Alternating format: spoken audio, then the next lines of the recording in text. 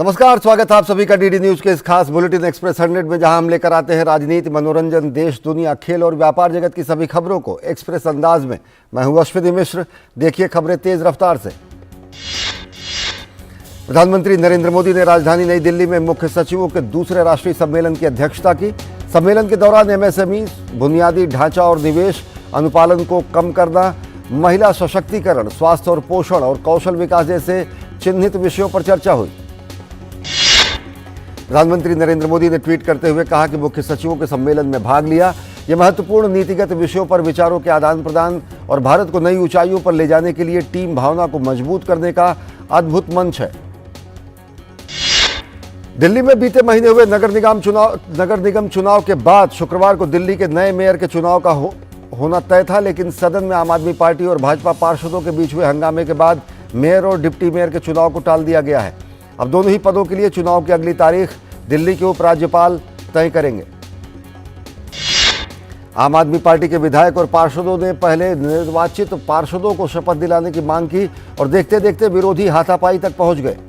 पूरा मामला सदन ऐसा बना कि सदन अखाड़े में तब्दील हो गया। पीठासीन अधिकारी ने कई बार सदन को सुचारू रूप से चलाने की मांग की, लेकिन हंगामा नहीं थमा। भाजपा ने आम आदमी पार्टी के पार्षदों पर हाथापाई करने और भाजपा महिला पार्षदों के साथ बदसलूकी करने का आरोप लगाया और उनके खिलाफ कार्यवाही की मांग की। भाजपा की 2 महिला पार्षदों ने खुद को लगी चोट को मीडिया कर्मियों के सामने दिखाया। भाजपा ने आम आदमी पार्टी पर सदन में हाथापाई करने और महिलाओं के साथ बदसलूकी करने का आरोप लगाया, तो वहीं आम आदमी पार्टी के नेताओं ने भी भाजपा पर सदन में चुनाव न होने देने का आरोप लगाया। भाजपा ने कहा कि उपराज्यपाल द्वारा मनोनीत सदस्यों को सदन में वोट देने का अधिकार है और आम आदमी पार्टी मनोनीत सदस्यों को वोट देने से रोकना चाहती है। रक्षा मंत्री राजनाथ सिंह ने देश के सबसे दक्षिणी हिस्से इंदिरा पॉइंट का दौरा किया। राजनाथ सिंह ने रक्षा तैयारियों की समीक्षा की और सैनिकों को क्षेत्र में राष्ट्रीय हितों की रक्षा जारी रखने के लिए प्रोत्साहित किया। यात्रा के दौरान रक्षा मंत्री ने अंडमान और निकोबार की कमान की संयुक्त सेवा के जवानों के साथ बातचीत की और उनकी अद्वितीय बहादुरी और प्रतिबद्धता के साथ देश की सेवा कर रहे उनकी भावना को सराहा। उन्होंने आईएनएस बाज का दौरा करने के बाद सैनिकों से बातचीत भी की। केंद्रीय गृह एवं सहकारिता मंत्री अमित शाह ने मणिपुर और नागालैंड को विकास परियोजनाओं का तोहफा दिया। अमित शाह ने मणिपुर में 1311 करोड़ रुपए की 21 विकास परियोजनाओं का उद्घाटन और शिलान्यास किया। अमित शाह ने कहा कि प्रधानमंत्री नरेंद्र मोदी और मणिपुर के मुख्यमंत्री श्री एन वीरेन सिंह के नेतृत्व में मणिपुर आतंकवाद, बंद और ब्लॉकेट जैसे मुद्दों से मुक्त होकर विकास, शांति और खुशहाली के रास्ते पर आगे बढ़ रहा है। केंद्रीय गृह मंत्री अमित शाह ने मोइरांग में ऐतिहासिक आजाद हिंद फौज मुख्यालय में पूर्वोत्तर के सबसे ऊंचे 165 फीट ऊंचे तिरंगे का अनावरण किया। इसी स्थान पर नेताजी सुभाष चंद्र बोस की फौज ने 1944 में तिरंगा फहराया था। अमित शाह ने कहा कि राज्य सरकार ने अंग्रेजों की गोलाबारी में टूटे घरों को सहेज कर यहां आईएनए के शहीदों का स्मारक बनाया, जो मणिपुर के युवाओं को देश के लिए जीने का संदेश तो देगा ही, साथ ही साथ यह स्थान एक बहुत बड़ा टूरिस्ट स्पॉट भी बनेगा। केंद्रीय गृह मंत्री ने इम्फाल में मर्जिंग पोलो मूर्ति का भी उद्घाटन किया। इस परिसर में पोलो खिलाड़ी की 122 फुट ऊंची मूर्ति लगाई गई है। अमित शाह ने नागालैंड में 52 करोड़ रुपए की विकास परियोजनाओं की शुरुआत की। भाजपा अध्यक्ष जेपी नड्डा ने कर्नाटक के दौरे के दूसरे दिन तुमकुर में एक जनसभा को संबोधित किया। जेपी नड्डा ने केंद्र और कर्नाटक सरकार द्वारा विकास के लिए किए गए कार्यों को गिनाया। उन्होंने कांग्रेस सरकार पर जुबानी वार भी किया। भाजपा अध्यक्ष ने दावणगेरे जिले में कनक गुरुपीठ में पूजा अर्चना की। उन्होंने निरंजनानंद पुरी स्वामी जी से आशीर्वाद लिया। जेपी नड्डा ने दावणगेरे में युवा पेशेवरों के साथ संवाद किया। उन्होंने प्रधानमंत्री नरेंद्र मोदी के नेतृत्व में देश की विकास यात्रा पर विस्तार से चर्चा की। विदेश सचिव विनय मोहन क्वात्रा ने शुक्रवार को कहा कि भारत 12 और 13 जनवरी को एक विशेष वर्चुअल शिखर सम्मेलन का आयोजन करेगा। इस शिखर सम्मेलन को the voice of global south summit कहा जाएगा, जिसका विषय एकता की आवाज, एकता का उद्देश्य है। विदेश सचिव ने कहा कि सम्मेलन वैश्विक दक्षिण ग्लोबल साउथ के साथ देशों को एक साथ लाने और उनके दृष्टिकोण और मुद्दों को एक मंच पर साझा करने की परिकल्पना है। The voice of global south summit के लिए 120 से अधिक देशों को आमंत्रित किया जा रहा है। विदेश सचिव ने कहा कि ये प्रधानमंत्री नरेंद्र मोदी के सबका साथ, सबका विकास, सबका विश्वास, सबका प्रयास के विजन से प्रेरित है। ये भारत के वसुधैव कुटुंबकम के दर्शन पर भी आधारित है। विदेश सचिव ने कहा कि 2 प्रमुख सत्रों की मेजबानी प्रधानमंत्री करेंगे। G20 के तहत होने वाले यूथ 20 Y20 के लोगो, थीम और वेबसाइट का लोकार्पण एक भव्य समारोह में सूचना एवं प्रसारण मंत्री अनुराग सिंह ठाकुर ने किया। इस मंच के माध्यम से तमाम देशों के युवा आपसी अनुभव को दुनिया की भलाई में इस्तेमाल करते नजर आएंगे। अनुराग सिंह ठाकुर ने कहा कि यह शिखर सम्मेलन युवाओं और विश्व को हमारे विकास के तरीकों को आकार देने के लिए एक समान रूप प्रदान करता है। उन्होंने कहा कि मुझे आशा है कि आप हमें शिक्षित करने के लिए Y20 अवसर का उपयोग करेंगे। अनुराग सिंह ठाकुर ने यह भी कहा कि साल 2022 में भारत जहां विश्व की 5वीं सबसे बड़ी अर्थव्यवस्था वाला देश बना, तो वहीं दूसरी ओर यह भी है कि जब दुनिया महामारी से लड़ रही थी तो भारत के युवा अपने प्रयासों से नए स्टार्टअप गढ़ रहे थे। कंझावला हिट एंड रन मामले में 7वें आरोपित की पहचान हो गई है। मामले के 7वें आरोपित अंकुश ने खुद पुलिस के सामने सरेंडर कर दिया। पुलिस ने इस आरोपित की पहचान गुरुवार को की थी। पुलिस ने गुरुवार देर रात मामले के 6ठे आरोपित आशुतोष को गिरफ्तार किया। आशुतोष की ही कार से अंजलि का एक्सीडेंट हुआ था और आशुतोष ने ही पुलिस को गलत बयान दिया था कि दीपक उससे कार लेकर गया था। पुलिस के मुताबिक सभी आरोपी आशुतोष की ही कार लेकर गए थे और वारदात के समय कार में केवल 4 आरोपित थे। वारदात के समय कार चला रहे अमित के पास ड्राइविंग लाइसेंस नहीं था, इसलिए दीपक ने इसकी जिम्मेदारी ली कि वो ही कार चला रहा था। मामले में एक सीसीटीवी फुटेज भी सामने आया है जिसमें अंजलि को कार से घसीटने के बाद एक जगह आरोपी बलेनो कार रोकते हैं और कार से उतरकर ऑटो में बैठकर फरार हो जाते हैं। गणतंत्र दिवस परेड के लिए आम जनता के लिए टिकट अब ऑनलाइन बिकेंगे। मोदी सरकार की डिजिटल इंडिया पहल के हिस्से के रूप में रक्षा राज्य मंत्री अजय भट्ट ने आज दिल्ली में आमंत्रण पोर्टल लॉन्च किया। मध्य प्रदेश के मुख्यमंत्री शिवराज सिंह चौहान ने केंद्रीय मंत्री गजेंद्र सिंह शेखावत और राज्य के मंत्रियों के साथ भोपाल के स्मार्ट सिटी पार्क में पौधारोपण किया। इस अवसर पर मुख्यमंत्री ने स्मार्ट सिटी पार्क का नाम बदलकर वाटर विजन पार्क करने की घोषणा की। शिवराज सिंह चौहान ने कहा कि पानी का संतुलित उपयोग होता रहे और जल के लिए जो संकल्प जल मंत्रियों के सम्मेलन में लिया जाएगा, उस संकल्प की सिद्धि के लिए यह स्थान याद किया जाएगा। ये पार्क जल के प्रति हमारे संकल्पों की सदैव याद दिलाता रहेगा और प्रेरणा देता रहेगा। केंद्रीय मंत्री गजेंद्र सिंह शेखावत ने कहा कि इससे हमारा संकल्प पुष्ट हुआ है कि हम आने वाली पीढ़ी को संतुलित जीवन देने की दिशा में कदम बढ़ाएंगे। उत्तराखंड के चमोली जिले के जोशीमठ कस्बे में जारी भूस्खलन से 500 से ज्यादा परिवार और कई होटल प्रभावित हुए हैं। प्रशासन ने भूस्खलन से प्रभावित लोगों को तुरंत राहत के लिए टोल फ्री नंबर 8171748602 जारी किया है। उत्तराखंड के मुख्यमंत्री पुष्कर सिंह धामी ने देहरादून में चमोली जिले के जोशीमठ में भूस्खलन और मकानों में दरार के संबंध में राज्य सचिवालय में शीर्ष अधिकारियों के साथ उच्च स्तरीय बैठक की। मुख्यमंत्री पुष्कर सिंह धामी ने कहा कि जोशीमठ में भूस्खलन और मकानों में आई दरारों के मद्देनजर वे खुद जोशीमठ जाएंगे और स्थिति का जायजा लेंगे। भाजपा की ओर से एक टीम भी वहां भेजी गई है। आपदा प्रबंधन सचिव रंजीत कुमार सिन्हा और गढ़वाल आयुक्त सुशील कुमार ने जोशीमठ में आपदा प्रभावित क्षेत्र का निरीक्षण किया। रंजीत कुमार सिन्हा ने कहा कि जिनके घर बहुत क्षतिग्रस्त हुए हैं उन्हें वहां से हटा दिया गया है और जो घर कम क्षतिग्रस्त हुए हैं उसे ठीक किया जा रहा है। गढ़वाल डिवीजन के डिविजनल कमिश्नर सुशील कुमार ने कहा कि जोशीमठ की स्थिति का निरीक्षण करके अनेक उपायों पर कार्रवाई की जा रही है। कुछ क्षेत्रों में नीचे से पानी आने की वजह से दरारें आई हैं। मकानों और सड़कों पर जो दरारें आई हैं उसका आकलन किया जा रहा है। ओडिशा के मुख्यमंत्री नवीन पटनायक और केंद्रीय शिक्षा मंत्री धर्मेंद्र प्रधान ने भुवनेश्वर में डेलॉयट के प्रौद्योगिकी केंद्र का उद्घाटन किया। इस मौके पर धर्मेंद्र प्रधान ने कहा कि ये राज्य के प्रतिभाशाली युवाओं के लिए नई संभावनाएं खोलेगी और 21वीं सदी के लिए नए ज्ञान आधारित अर्थव्यवस्था मॉडल का निर्माण करेगी। मेघालय में आगामी विधानसभा चुनाव के लिए अभी से माहौल बन गया है। तृणमूल कांग्रेस ने मेघालय में आगामी विधानसभा चुनाव के लिए 52 उम्मीदवारों की पहली सूची जारी की है। सीमा सड़क संगठन के प्रयासों से सर्दियों के दौरान श्रीनगर लेह राष्ट्रीय राजमार्ग को रिकॉर्ड समय के लिए खुला रखा गया। पहली बार यह राजमार्ग 6 जनवरी तक खुला रहा।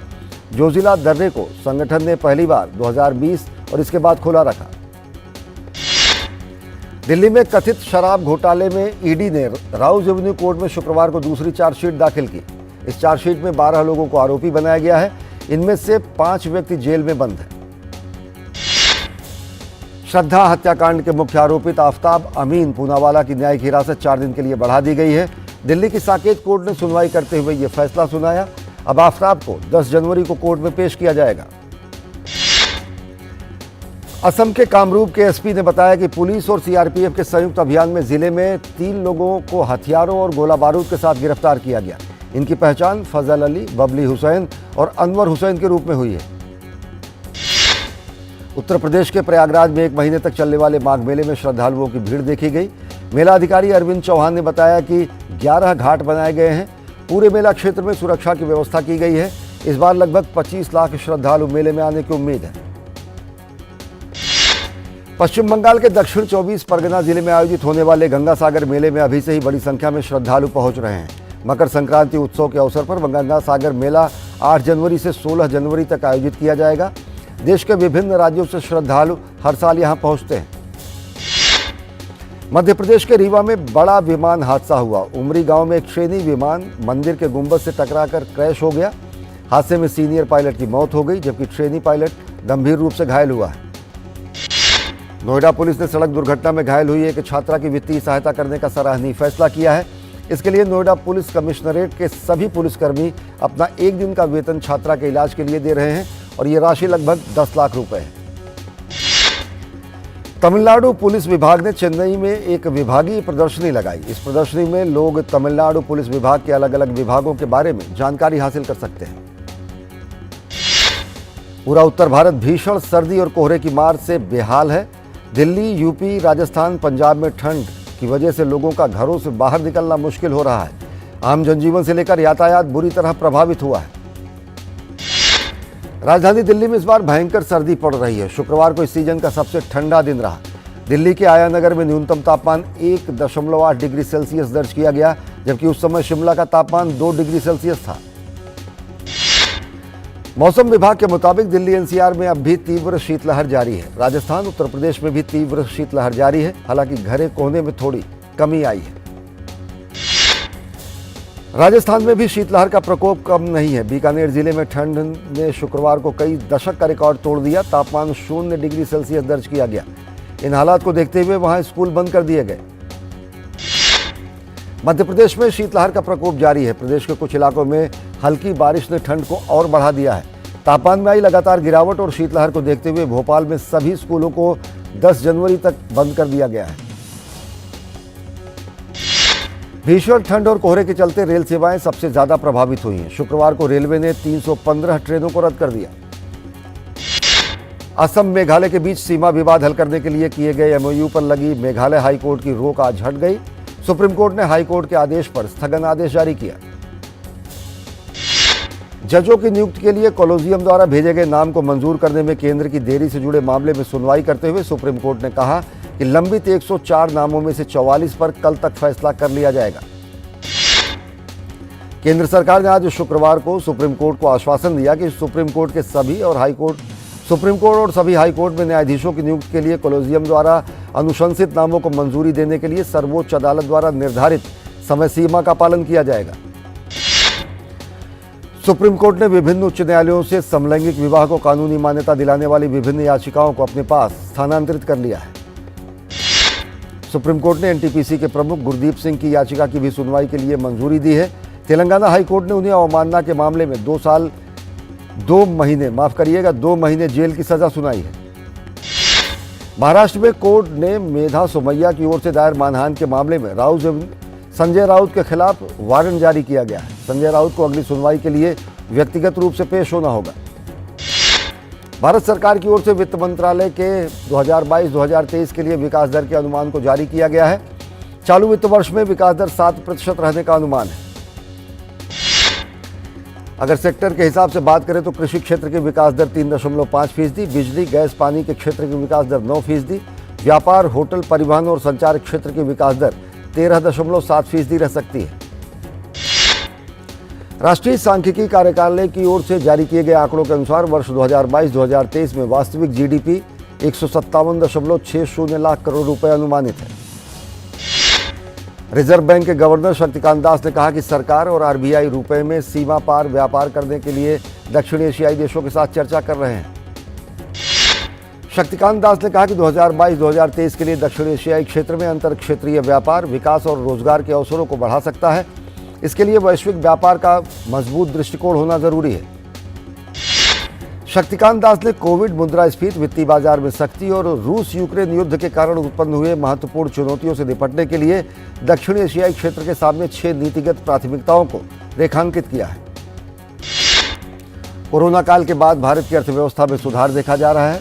इस बारे में जानकारी देते हुए अंतर्राष्ट्रीय मुद्रा कोष के उप प्रबंध निदेशक एंटोनेट सायह ने कहा कि महामारी से उबरने के बाद भारत आज विश्व अर्थव्यवस्था में एक ब्राइट स्पॉट के रूप में उभरा है।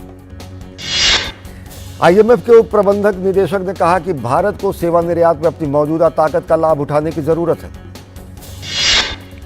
शेयर बाजार में आज 30 शेयरों पर आधारित बीएसई सेंसेक्स 453 अंकों की गिरावट के साथ 59,900 पर बंद हुआ। नेशनल स्टॉक एक्सचेंज निफ्टी भी 133 अंकों की गिरावट के साथ 17,859 पर बंद हुआ। वैश्विक बाजार में बहुमूल्य धातुओं की कीमतों में गिरावट के बीच राष्ट्रीय राजधानी क्षेत्र में सोने का भाव शुक्रवार को 153 रुपए टूटकर 55,650 रुपए प्रति 10 ग्राम पर आ गया। चांदी 210 रुपए प्रति किलोग्राम की तेजी के साथ 67,888 रुपए प्रति किलोग्राम के स्तर पर पहुंच गई। अंतर्राष्ट्रीय तेल बाजार में वैश्विक स्तर पर कच्चा तेल 0.34% की तेजी के साथ $73.92 प्रति बैरल हो गया, जबकि ब्रेंट क्रूड का दाम 0.24% की तेजी दर्शाते हुए $78.88 प्रति बैरल पर हो गया। अगले हफ्ते शुरू होने वाले ऑटो एक्सपो की तैयारियां काफी तेजी से चल रही हैं। 3 साल के बाद हो रहे ऑटो एक्सपो मोटर शो में 16वां एडिशन में 15 देशों के 800 से ज्यादा कंपनियां हिस्सा लेंगी। रिजर्व बैंक ऑफ इंडिया ने ग्राहकों को राहत देते हुए फ्रेश केवाईसी के लिए अपडेट जारी किया है। भारत संयुक्त राष्ट्र आंतरिक सुरक्षा बल के अंतर्गत अबीई में भारत महिला शांति सैनिकों की एक पलटन तैनात करेगा। भारतीय दल में 2 अधिकारी और 25 अन्य रैंक के अधिकारी शामिल रहेंगे। अमेरिका के मोस्ट वांटेड ड्रग तस्कर गुज़मैन को मैक्सिको में गिरफ्तार कर लिया गया। ड्रग तस्कर और सुरक्षा बलों के बीच गोलीबारी हुई। सुरक्षा बलों के 3 जवानों की मौत हो गई, जबकि 18 अन्य लोग घायल हो गए। पाकिस्तान के केंद्रीय बैंक का विदेशी मुद्रा भंडार 8 वर्ष के निचले स्तर $5.5 अरब पर पहुंच गया है। इससे देश के सामने डिफॉल्ट का जोखिम बढ़ गया है। वित्तीय संकट से गुजर रहे पाकिस्तान के प्रधानमंत्री शहबाज शरीफ ने अंतर्राष्ट्रीय मुद्रा कोष की प्रमुख क्रिस्टलिना जॉर्जीवा से टेलीफोन पर बात कर आर्थिक मदद की अगली किश्त जारी करने में बन रहे गतिरोधों को दूर करने का अनुरोध किया। कैलिफोर्निया में भारी बारिश और तूफान से तबाही मची है। कम से कम 2 लोगों की मौत हो गई है। तूफान की वजह से हजारों घरों में बिजली की आपूर्ति बाधित हुई है। बारिश और तूफान की वजह से बाढ़ जैसे हालात बन गए हैं। चीन में कोरोना संक्रमितों की संख्या लगातार बढ़ रही है। अनुमान है कि देश में लगभग 40% आबादी संक्रमित हो चुकी है। जेन गुआंग ने कहा है कि चीन में वायरस के फैलने की गति अपेक्षा से अधिक तेज है। ब्रिटेन के प्रधानमंत्री ऋषि सुनक अगले हफ्ते ट्रेड यूनियन के नेताओं के साथ होने वाली बातचीत के लिए सकारात्मक उम्मीद रखे हैं। संघर्ष विराम के ऐलान के बावजूद पूर्वी यूक्रेन में रूसी सैनिकों ने हमला किया है, ऐसा यूक्रेन का दावा है। रूस का कहना है कि सीज फायर का समय शुरू होने से पहले ही हमला किया गया। यूक्रेन ने कहा कि रूसी संघर्ष विराम के लिए लड़ाई को रोकने का उसका कोई इरादा नहीं है। अमेरिकी राष्ट्रपति जो बाइडेन ने संघर्ष विराम पर तंज कसते हुए कहा कि राष्ट्रपति पुतिन यूक्रेन के हमलों से त्रस्त होकर अपने लिए ऑक्सीजन की तलाश कर रहे हैं। श्रीलंका के खिलाफ दूसरे टी20 में हार के बाद भारतीय टीम के कोच राहुल द्रविड़ ने कहा कि इस साल सबका ध्यान वनडे विश्व कप और टेस्ट चैंपियनशिप पर है। ऐसे में मैनेजमेंट टी20 फॉर्मेट में युवा खिलाड़ियों को आजमाना चाहती है। श्रीलंका के स्पिनर महेश तीक्षणा ने कहा कि अच्छी गेंदबाजी के लिए सिर्फ मिस्ट्री बॉल पर निर्भर नहीं रहा जा सकता। कराची में पाकिस्तान और न्यूजीलैंड के बीच खेली गई 2 टेस्ट मैचों की सीरीज का दूसरा मैच भी ड्रॉ रहा। इसके साथ ये सीरीज 0-0 से ड्रॉ पर समाप्त हुई। ऑस्ट्रेलिया के बल्लेबाज स्टीव स्मिथ ने अपने संन्यास की बात को खारिज किया है। एम्प्रेस फीडे सर्किट का पहला टूर्नामेंट रिल्टन कप खिताब जीतकर भारत के 79वें ग्रैंड मास्टर बन गए हैं। 44वें राष्ट्रीय सब जूनियर वॉलीबॉल चैंपियनशिप के लीग मैच में दिल्ली ने कर्नाटक को मात दी है। झारखंड को उत्तराखंड के हाथों शिकस्त मिली है। एक अन्य मैच में उत्तर प्रदेश ने तमिलनाडु को, जबकि महाराष्ट्र ने चंडीगढ़ को हराया है। अभिनेता शाहिद कपूर और विजय सेतुपति की आगामी क्राइम थ्रिलर वेब सीरीज फर्जी 10 फरवरी को रिलीज होने के लिए तैयार है। अमिताभ बच्चन की फिल्म ऊंचाई OTT पर आज रिलीज हो गई। 2022 में भूल भुलैया और फ्रेडी जैसी सफल फिल्में देने के बाद कार्तिक आर्यन 2023 का स्वागत शहजादा के साथ करने जा रहे हैं। अजय देवगन ने मैदान की रिलीज डेट को आगे बढ़ा दिया है। अब मैदान 12 मई को सिनेमाघरों में रिलीज होगी। भुवन बाम की दूसरी वेब सीरीज ताज़ा खबर आखिरकार OTT पर रिलीज हो गई है। कैटरीना कैफ हाल ही में अपने पति विक्की कौशल संग मुंबई के सिद्धिविनायक मंदिर में गणपति बप्पा का आशीर्वाद लेने के लिए पहुंची। मनोज वाजपेयी ने इंस्टाग्राम पर स्टोरी साझा कर फैंस को जानकारी दी कि उनका ट्विटर अकाउंट हैक हो गया है। तो एक्सप्रेस न्यूज में फिलहाल इतना ही। देश और दुनिया की ताजा तरीन खबरों के लिए देखते रहिए DD न्यूज। नमस्कार।